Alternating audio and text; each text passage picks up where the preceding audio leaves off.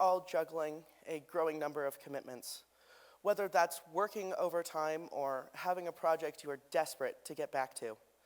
If you're like me, there may be moments where you pass the to-do list on your fridge and wonder maybe you're in over your head.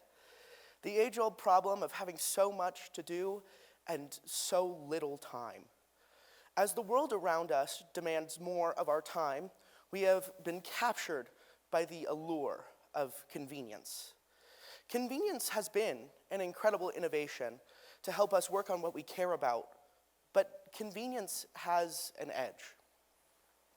When someone becomes reliant on convenience, their interest in long-term goals can be stifled and short-term work becomes the focus. My hope is that by speaking with you all today, we can prioritize the value of investing our time in the people around us. I cannot give you another strategy to make your life easier, but I can encourage you to make your life better. The ever-ongoing development of Generation Z, those of us born between 1997 and 2012, has spurred my passion for community, because I feel as though many of us are losing our own. I know I am not alone in observing the social spaces we've lost and the ways we drift away from each other. One major culprit is our mindsets surrounding convenience. We have all sorts of innovation to make our lives easier: microwave dinners, audiobooks, smartphones. But I know firsthand, as a scientist, an artist, and an amateur green thumb, that easier does not equate to fulfilling. And while fulfillment can be found in the spare time we gain from convenience, we may start confusing fulfilling and time-consuming tasks with the idea of inconvenience. It suddenly stops being about what makes your life rich and more about what makes your life easier. We're all trying to survive, so it is natural, after all, to fall into these patterns. But these patterns only serve us for so long. I grew up in southeastern Montana, and I can tell you that my teenage years focused on survival. Middle and high school can be a tough time for many of us, and I am no different. I also grew up with the rise of a groundbreaking convenience: the World Wide Web. It was so much easier for me to hole up on my computer and watch YouTube videos than it was to try and seek out in-person connections. I can't help but occasionally indulge it to this day.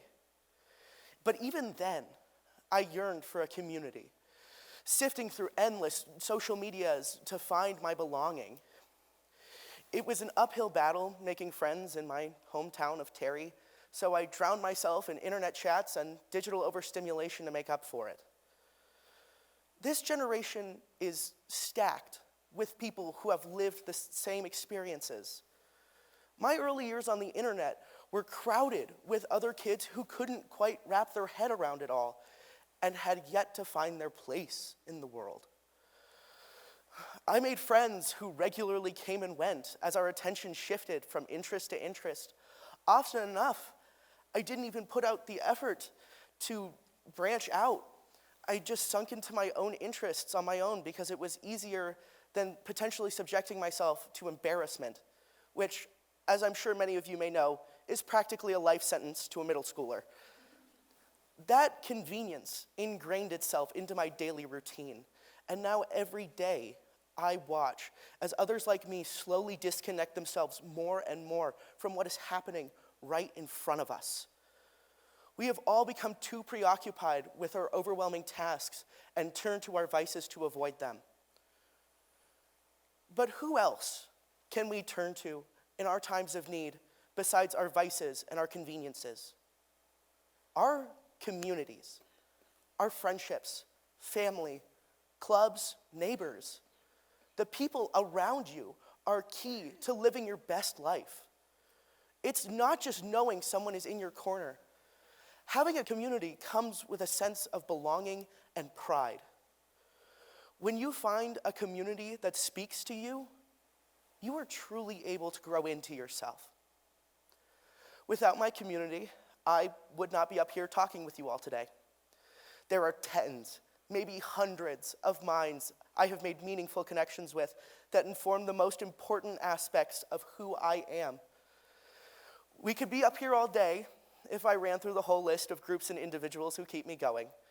Though, for starters, I was invited to speak by two people I very deeply admire, and I believe their input throughout the last 3 years of my education has sharpened many of my skills. There were also folks I met when I spent time in Ashton, Idaho in 2025.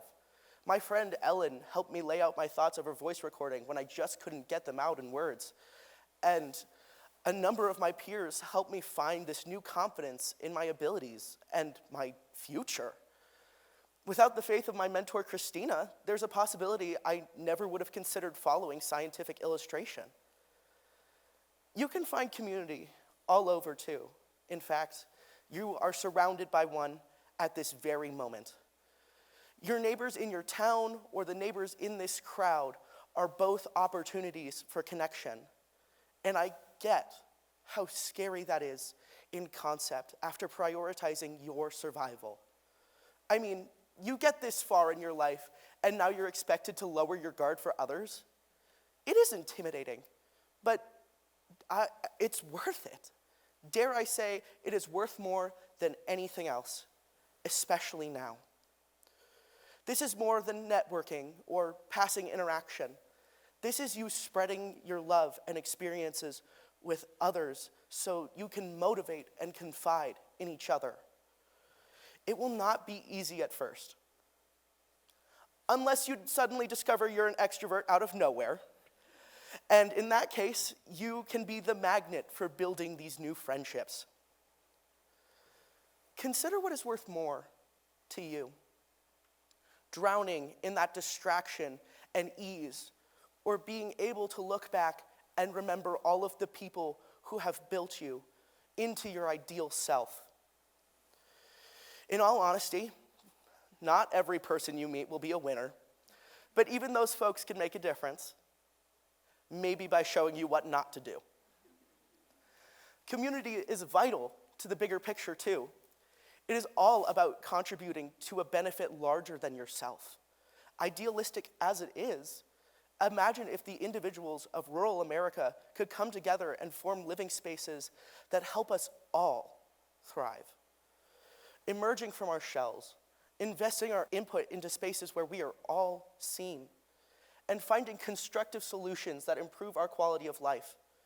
Hopefully to the point that survival is the exception and not the expectation. That open communication and attention to your home can create exponential improvements for all who put the effort into involving themselves. I believe most of us are familiar with the idea of it takes a village. And we need to be responsible for building those villages instead of isolating and hoping it sorts itself out. So all I ask of you today is to reach out. Step away from the safety of convenience and build the communities we all deserve. Maybe it still starts with social media, but instead of comparing your life to that of the next big influencer, you're focused on forging relationships with others. Generation Z especially has an amazing opportunity to use the tools that have wounded us to our advantage.